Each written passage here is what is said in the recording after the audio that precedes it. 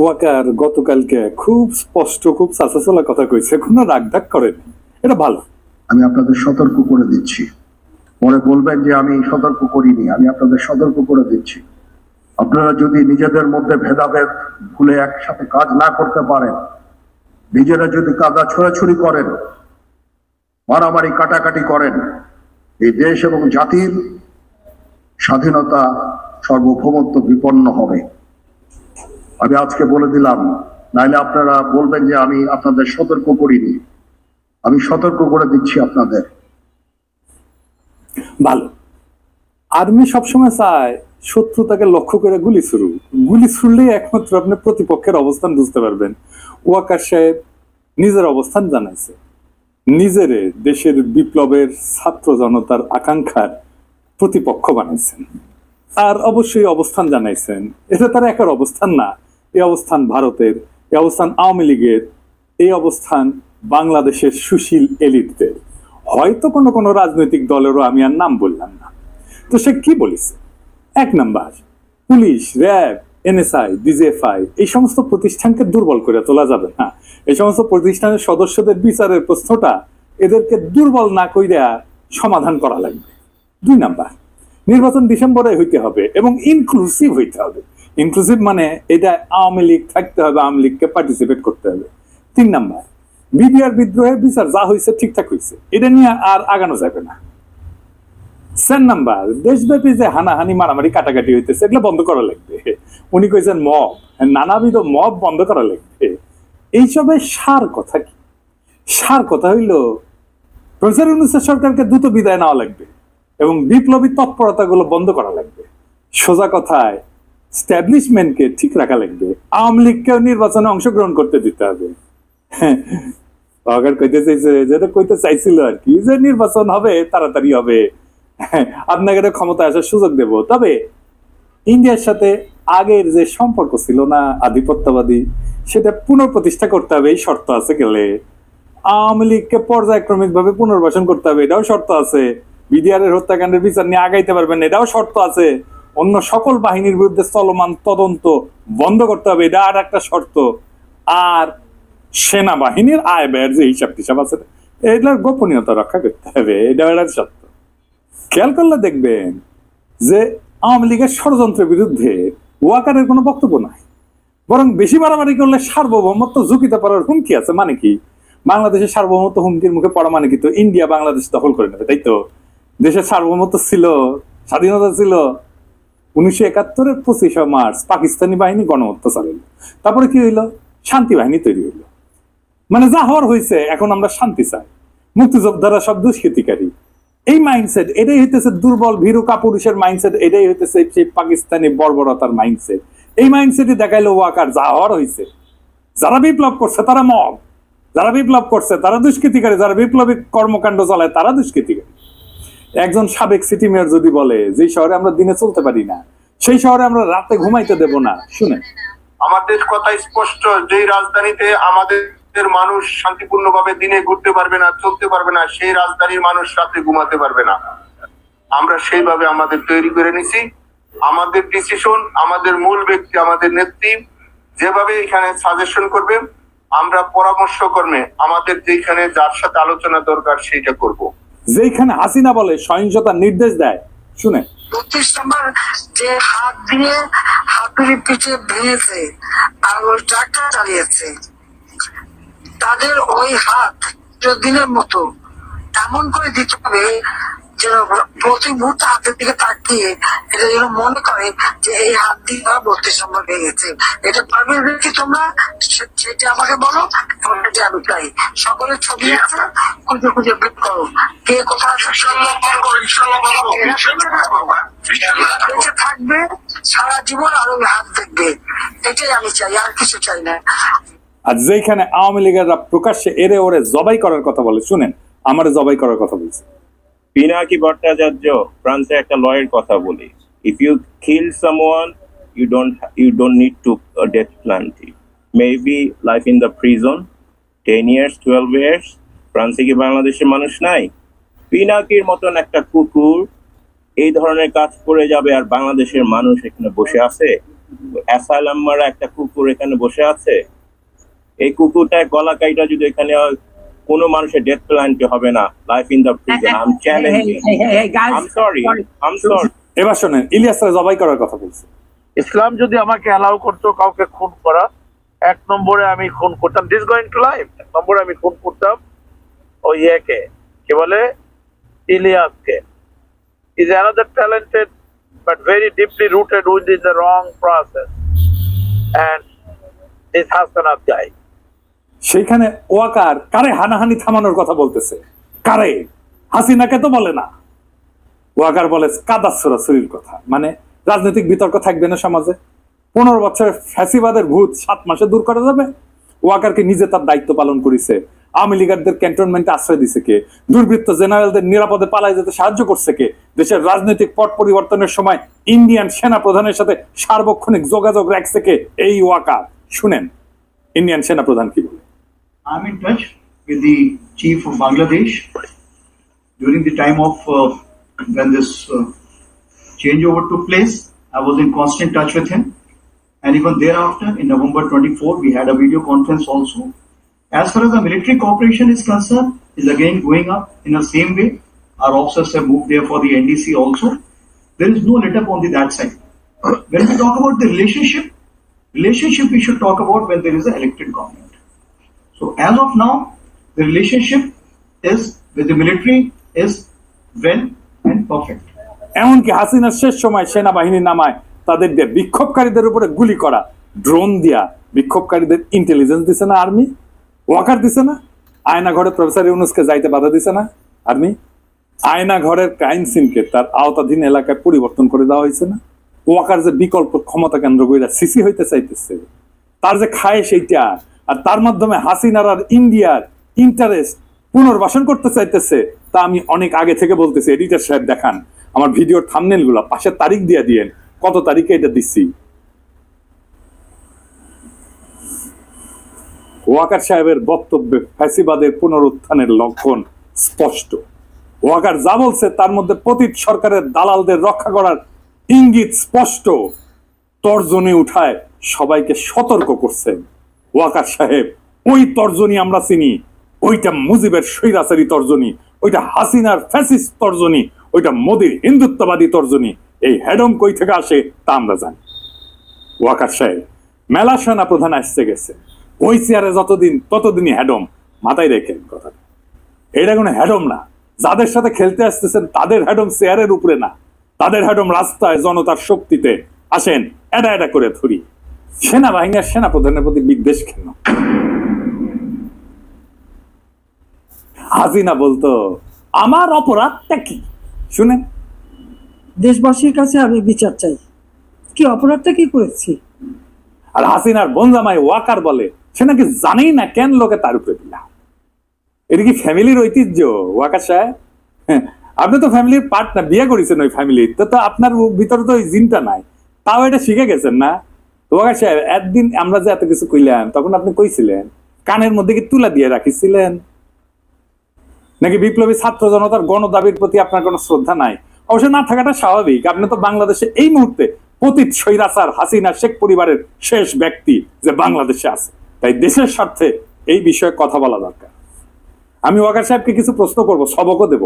আপনার যদি হ্যাডম থাকে ওয়াকার সাহেব, তাইলে অনুরোধ করব আমার সব প্রশ্নের উত্তর সংবাদ সম্মেলন করে দিবেন, নাইলে জাতি বুঝে নেবে জুলাই বিপ্লবের পর নতুন বাংলাদেশ বিনির্মাণে আপনার অবস্থান কি। চলেন আল্লাহর নামে শুরু করি। ওয়াই সাহেব, আপনি আজকে আমাদের উপদেশ দিলেন, বললেন যে আপনার উপদেশ শুনলে দেশবাসীর লাভ হবে। তা তো ভালোই, তো দেশ কিভাবে চলবে সে উপদেশ দ্বারা আপনি কেডা? আপনি কোন তালে বর্মিয়া? সেনাবাহিনীর কাজ কি দেশে পলিসি নির্ধারণ করা? দেশ পরিচালনার দায়িত্ব সরকারের আর সিভিল প্রশাসনের। আপনারা মাঠে আছেন ইন এইড টু সিভিল পাওয়ার, আপনারা হলেন দেশের পাহারাদার, পাহারাদারি থাকেন। আপনি বলেন সেনাবাহিনী ডিসিপ্লিন ফোর্স, তা আপনার নিজের ডিসিপ্লিন কই? আপনার নিজের ডিসিপ্লিন কোথায় বলা আছে সেনা প্রধান দেশবাসীকে পরিচালনার উপদেশ দিতে পারে? এটা কি আপনার কাজ? 2 নাম্বার, আপনি যদি জনগণকে ভয় দেখান এই বলে যে ডিসিপ্লিন ফোর্সকে অন্য পথে পরিচালনা করবেন না, কি বুঝাইতে চাইলেন আপনি? ক্ষমতা দখল করবেন? দখল করে দেখেন আপনার অবস্থা তো খালেদ মোশাররফের সাথে খারাপ হবে। সেই ভবিষ্যৎবাণী ছাত্র জনতার পক্ষ থেকে কইয়া দিলাম, আপনি হাসিনার ফুয়াতো বোনের জামাই হওয়ার পরেও এই জাতি আপনাকে সেনাপ্রধান রাখিছে, কারণ আমরা সেনাবাহিনীকে বিতর্কিত করতে চাই না। আপনি সেনাবাহিনীকে বিতর্কিত করেছেন আপনার বক্তব্য দিয়া। সেনাবাহিনীকে বিভ্রান্ত করবেন না ওয়াকার সাহেব, নইলে জনতার রোশানলে পড়া ইতিহাসের প্রথম সেনাপ্রধান আপনি হবেন। এ বিষয়ে সাবধান করে দিলাম। আপনি গেছেন বিডিআর হত্যাকাণ্ডের শহীদদের স্মরণে নবঘোষিত শহীদ সেনা দিবসের অনুষ্ঠানে, তাই না?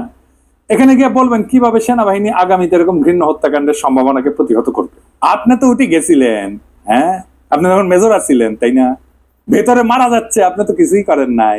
আপনার বস ব্রিগেডিয়ার হাকিম নানক আর মির্জা আজমের সাথে ঘুটু করিচ্ছে দেখা যায়। হ্যাঁ, আপনি বলবেন কিভাবে বিদ্রোহ ক্ষতিগ্রস্ত পরিবারের পাশে দাঁড়াবেন, তা না করে আপনি নিজের প্রচারণা চালাইলেন, সেনাবাহিনীর অপকর্ম ঢাকার চেষ্টা করলেন, জাতিকে থ্রেট দিলেন। এত সাহস কই পান ওয়াকার সাহেব? ইন্ডিয়া থেকে নতুন অফার পেয়েছেন? হ্যাঁ, ভালো। বিডিআর হত্যাকাণ্ডের বিষয়ে ফুল স্টপ টেনে আপনি বিচার প্রক্রিয়াকে শুধু প্রভাবিত করলেন না, বরং এমন কথা দিয়ে বাইরের এবং দেশের ভিতরের শত্রুদেরকে সেফ এক্সিট দিলেন। আওয়ামী লীগের তাপস, নানক, গং যারা এই বিদ্রোহে গোপন এজেন্টের কাজ করছিল তাদের সেফ এক্সিট আপনি দিলেন, কারণ আপনি ওই সময় উপস্থিত ছিলেন। আপনার বস নানক আজমের সাথে ঘুটু করিচ্ছে, ওই আপনার বস আপনারও পাশে দাঁড়িয়ে আছে। দেখেছেন বিডিআর বিদ্রোহের সময় যে সমস্ত সেনাবাহিনীর কর্মকর্তাকে চাকরিচ্যুত করা হয়েছিল, আয়না ঘরে না হয়েছিল, তাদের বিষয়ে আপনি আজকে কোনো কথা বললেন না কেন? নাকি তাদেরকে আমরা লাইভে এনে কিভাবে আপনার হাসিনা আর জেনারেল তারেক সিদ্দিকী বিডিআর হত্যাকাণ্ডের তদন্তের রিপোর্ট বদলে দিছিল তা প্রকাশ করে দিব? অনেক রেকর্ড আমাদের কাছে আছে। আমরা এই সমস্ত বলি না, কারণ আমাদের সম্মানিত শ্রদ্ধাভাজন বিডিআর হত্যাকাণ্ডের যে কমিশন হয়েছে তার প্রধান উনি কাজ করতেছেন, ওনারা আমরা কাজ করতে দিই। আপনি কইছেন বিডিআর এর সদস্যরা খুন খারাপি করেছে, কিন্তু নিহত সেনা অফিসারের স্ত্রী বলে সে হিন্দিতে কথা বলতে শুনেছে।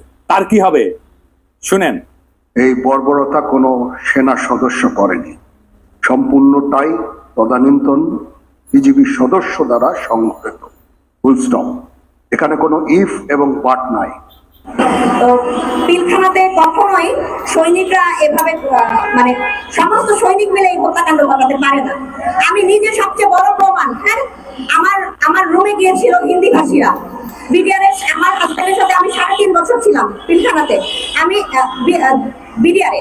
তো আমি কখনো 3.5 বছরে শুনিনি কোন সৈনিক কোন সময় হিন্দিতে কথা বলছে। শুধুমাত্র 25 ফেব্রুয়ারিতে শুনেছিলাম 3 জনের মুখে। আর আমার হাজবেন্ড দরবার হলে থেকে আমাকে ফোনে বলেছিল ইন্ডিয়ানস, এনএসজি এবং ইন্ডিয়ানস। বিডিআর হত্যাকাণ্ডের বিচার যদি ন্যায় বিচার হয় তাহলে কমিশন কেন হইল? কমিশন হওয়ার তো কোনো কারণ নাই। জেনারেল মুজিবের মতো একটা ক্রিমিনালকে আপনার সেনাবাহিনী পাহারা দিতে পারে না। আপনি দেশ বাঁচাইবেন, হ্যাঁ, সার্বভৌমত্ব বাঁচাইবেন, হাইসা নেই দাঁড়ান মিয়া। এই বিষয়ে আপনার আর্মি অ্যাক্টের 1952-44 ধারায় এটা লেখা আছে ইংরেজি। এডিটর সাহেব পাশে দেখান, ইংরেজি যেহেতু কইছে ঠিকই কইছে, তাই না? আমি না বাংলা করে দিই, আমি তো ইংরেজি বুঝি না। এনে লেখা আছে এই আইনের আওতাধীন কোনো ব্যক্তি যদি অনুমতির ব্যতীত ইচ্ছাকৃতভাবে কোনো বন্দী বা সেবামূলক হেফাজতে রাখা ব্যক্তিকে মুক্তি দেয়, তবে তাকে কোর্ট মার্শালের মাধ্যমে দোষী সাব্যস্ত করা হলে কঠোর কারাদণ্ডে দণ্ডিত করা হবে, যার মেয়াদ 14 বছর পর্যন্ত হইতে পারে, অথবা এই আইনে উল্লেখিত অন্য কোনো লঘু শাস্তি প্রদান করা যাইতে পারে।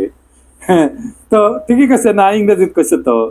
তো মুজিব পালানোর পর কোর্ট মার্শাল করছিলেন কেন হয় নাই? ওকে সাহেব, জনগণকে কি ভূগোল বোঝান না ইতিহাস বুঝান? জনগণকে কি ভাবেন? নাটক এর দায় সেনা প্রধান হিসেবে আপনি কিভাবে এড়াইবেন? আপনার নাটকের ব্যাপারে সেজানের গানের লাইন বলে দিতেছি। তো দালাল রে মায়েরে মাইরা দেশের বাইরে, মেসেজ ক্লিয়ার, ফুল স্টপ। আমাদের চুপ রাখতে পারবেন না, আমরা কথা বলবোই।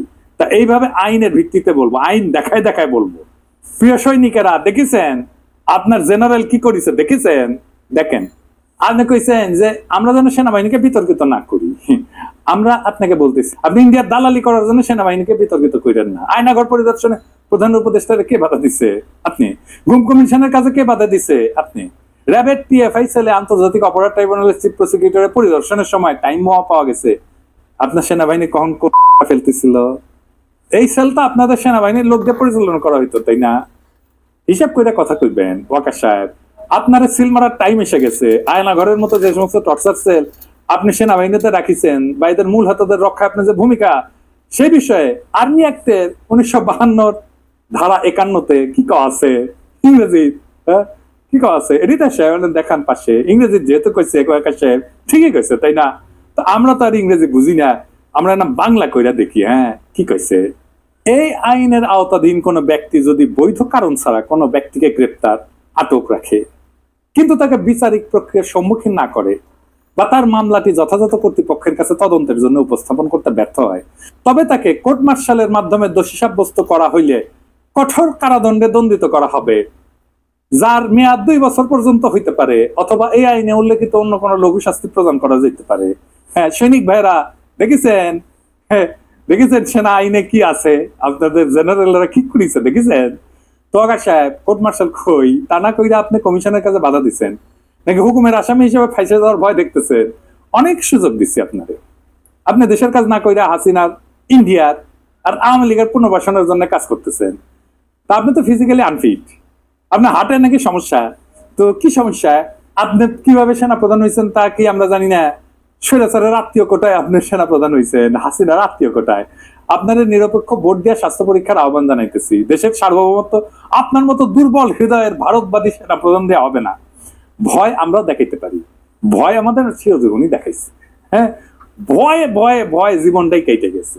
ভয় হাসিনাও দেখাইছে, ওই ভয় আমাদের দেখায় না। খাড়া হইয়া দাঁড়াইতে পারেন না, দুর্বল হাট, মোটা ভুড়ি, আবার ডর দেখান। আসলে ডরাইছি। আপনি তো হাসিনারে তেলাইতে তেলাইতে জীবন নষ্টাগত। শহীদ সেনা দিবসের বক্তব্যে বললেন আমার সাথে ডক্টর ইউনূসের কথা হয়েছে। তো মাননীয় প্রধান উপদেষ্টাকে আপনার খালু লাগে? শাশুড়িকে তো আম্মা দেখতেন, এখন সম্মানের এত অভাব কেন? সরকারকে মানতে ইচ্ছা করে না নাকি সরকার পছন্দ হয় নাই? আমাদের জনগণের আপনাকে পছন্দ ছিল না, প্রফেসর ইউনূসের কারণে আপনারা আমরা কিছু বলি নাই। তো আপনার স্বভাব তো আওয়ামী লীগের মতো। আসেন আপনারা মিলিটারি একাডেমি শিখাইতে যেটা পারে নাই তা আজকে শিখাই দিই। আসেন ওয়াকার সাহেব, আপনারা এনা ক্লাস নি। একটু ওয়ারেন্ট অফ প্রেসিডেন্স দেখি। ওয়ারেন্ট অফ প্রেসিডেন্স হইল সেই আইন যার দ্বারা সরকারের বিভিন্ন পদের পারস্পরিক জ্যেষ্ঠতা নির্ধারণ করা হয়, কে কার চাইতে বড়। সেখানে মাননীয় প্রধান উপদেষ্টার অবস্থান 2 নম্বরে, আপনার অবস্থান 12 নম্বরে, তাও মন্ত্রী পরিষদ সচিবের পরে। তার মানে আপনি এক বক্তব্যে 2টা বেয়াদবি করেছেন। প্রথম বেয়াদবি আপনি মাননীয় প্রধান উপদেষ্টাকে ডক্টর ইউনূস বলে সম্বোধন করেছেন, আবার আরো বলছেন যে সকল প্রতিষ্ঠান ভেঙে পড়ছে, শুধু সেনাবাহিনী টিকে আছে। আপনি কত দিয়ে পুরা সিভিল প্রশাসনকে অপমান করেছেন, যার প্রাতিষ্ঠানিক অভিভাবক মন্ত্রী পরিষদ সচিব। আপনি আপনার 2 জন সুপিরিয়রকে অপমান করেছেন। আপনার এই সাহসকে দিল ওয়ারেন্ট অফ প্রেসিডেন্স ভাঙার, এইটা আপনি চাকরি বিধি লঙ্ঘন করেছেন। আর্মি অ্যাক্ট 1952 ধারা 33 মতে, ইংরেজি যেহেতু কইছে ঠিকই কইছে তাই না, পাশে লিখে দেন। তো আমরা তো ইংরেজি বুঝি না, আমরা না বাংলা কই তাই না?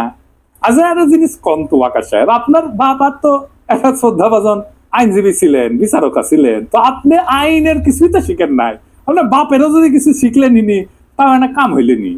তো এই এলাকা আছে, এই আইনের আওতাধীন কোনো ব্যক্তি যদি তার ঊর্ধ্বতন কর্মকর্তার, যিনি মাননীয় প্রধান উপদেষ্টা এবং মন্ত্রী পরিষদ সচিব, যারা ব্যক্তিগতভাবে প্রদত্ত কোনো বৈধ আদেশ ইচ্ছাকৃতভাবে অমান্য করেন, এতে কর্তৃপক্ষের প্রতি বিদ্রোহের স্পষ্ট প্রমাণ পাওয়া যায় এবং তিনি যদি জেনে বা বিশ্বাস করার যথেষ্ট কারণ থাকা সত্ত্বেও আদেশ অমান্য করেন, তবে তাকে কোর্ট মার্শালের মাধ্যমে দোষী সাব্যস্ত করা হইলে কঠোর কারাদণ্ডে দণ্ডিত করা হবে, যার মেয়াদ 14 বছর পর্যন্ত হইতে পারে, অথবা এই আইনে উল্লেখিত যে কোনো লঘু শাস্তি প্রদান করা যেতে পারে। মানে হইলো এই বেয়াদবির জন্য ওয়াকারের 14 বছর সশ্রম কারাদণ্ড হওয়ার বিধান আছে। তার মানে আয়না ঘরের জন্য 14 বছর, আইন বহির্ভূত গ্রেপ্তারের জন্য 2 বছর, আর বেয়াদবির জন্য 14 বছর, মোট 30 বছর সাজা জেনারেল সাহেবের প্রাপ্য। তো স্যার এই 30 বছর আপনার হাসিনার অনেক লেসপেন্সারকে সাথে পাইবেন, তাদের সাথে জেলে বৈশা দেশ গড়ার আলাপ করেন। হ্যাঁ, আপনার শুভকামনা জানাইলাম আগে থেকেই। আরো ইস্যু আছে, একদিন আর কইলাম না, আপনার হার্টের সমস্যা তো একদিনে মেলা চাপ দিলাম না আর কি। আবার কইমুনি সেকেন্ড এপিসোডে আর কি আপনার প্রতি আসিচ্ছে। তো এই প্রথমে একটা কথা কই, এটা শেষ কথা কইয়া নি, যে আপনার উপরে আইনটা কেমনে প্রয়োগ করা হবে সেটা না দেখে দিই তাই না। এইসব বিধানের একটাই সমস্যা, তা হইল যে সেনা আইনের অজুহাত। সেনা প্রধানের উপরে সেনা আইন প্রয়োগ করবে কে, সেটা বড় প্রশ্ন, কিন্তু এর সমাধান আছে। আমার কাছে গেল সব প্রবলেমের সলিউশন আছে।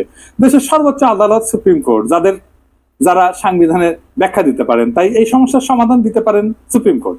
আমি মাননীয় প্রধান বিচারপতিকে অনুরোধ করবো আপনি একটা সুমোটো বা স্বতঃপ্রণোদিত রুল জারি করেন এবং সেনা প্রধানকে ওয়ারেন্ট অফ প্রেসিডেন্স এবং সেনা আইন লঙ্ঘনের বিষয়ে ব্যাখ্যা দিতে আদালতে ডাকেন। বিচার বিভাগ স্বাধীন এবং তার স্বাধীনতা প্রমাণের এটাই সবচেয়ে বড় সুযোগ। আশা করি এই সুযোগ আমাদের মাননীয় প্রধান বিচারপতি নষ্ট করবেন না। প্রধান বিচারপতি একজন দক্ষ এবং যোগ্য মানুষ। আশা করি আপনি বিচার বিভাগের প্রতি জনগণের আস্থা ফিরিয়ে আনতে ছোট্ট কাজটা করবেন। আমাদের দুর্নীতি দমন কমিশনের প্রতি অনুরোধ, 111-এর সময় যত সেনা কর্মকর্তা মাঠে দায়িত্ব ছিল তাদের সম্পদের অনুসন্ধান করেন, সব খুঁজে টেনে টেনে বের করেন। হ্যাঁ, ওইটা সম্পদ ধরে টান দিবেন, সব সোজা রুলারের মতো সোজা হয়ে যাবে। আওয়ামী লীগের সময় পদোন্নতি পাওয়া কর্নেল র্যাঙ্কের উপরে সবার উপরে অনুসন্ধান চালান। যারা সড়ক এবং জনপদের প্রকল্প পরিচালক ছিল তাদের এই অনুসন্ধানের আওতায় আনেন, দেখবেন অনেক সমস্যার সমাধান হয়ে যাবে। সব সমস্যার সমাধান আছে, বুঝছাও। মন্ত্রী পরিষদ সচিব আর প্রধান উপদেষ্টা মুখ্য সচিব আপনাদের নেতৃত্বে সিভিল প্রশাসনকে যে অকার্যকর বলছে তার প্রতিবাদ করেন।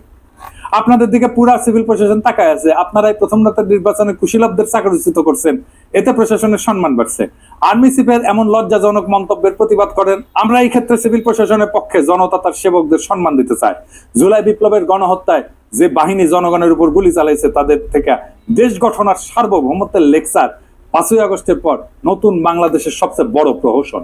ওয়াকার সাহেব, আপনি দুর্বল হৃদয়ের মানুষ, হারকিউলিস হইতে যায় না। রাজনীতির মাঠ বড় পিচ্ছিল, এখানে খেলা অত সহজ না। 18 বছর থেকে আপনি যখন লেফট রাইট করেছিলেন তখন আমরা রাজনীতির রাজা উজির মারি। বাংলাদেশে ইন্ডিয়ার লেসপেন্সারি করার কোন দল, কোন ইনস্টিটিউট টিকতে পারবে না। Full stop, period. হাসিনা পারেনি, পুলিশ র্যাব বিজেপি পারেনি, সেনা শাসনের ডট দেখেন না। ইন্ডিয়ান পাওয়ার কলিকাতা হারবাল খেয়া বীর ছাত্র জনতাকে ডট দেখাইতে আসবেন না। খালেদ মোশাররফ কলে হইপার থেকে ডাক দিবে, উইও হারকুলিস হবার চেয়েছিল ইন্ডিয়ান সালসা খাইয়া। আবার আওয়ামী শাসন ভারতীয় আধিপত্যবাদ ফিরে আনতে চেয়েছিল। ওই ইতিহাসে রিপিট করতে চাইলে স্বাগতম।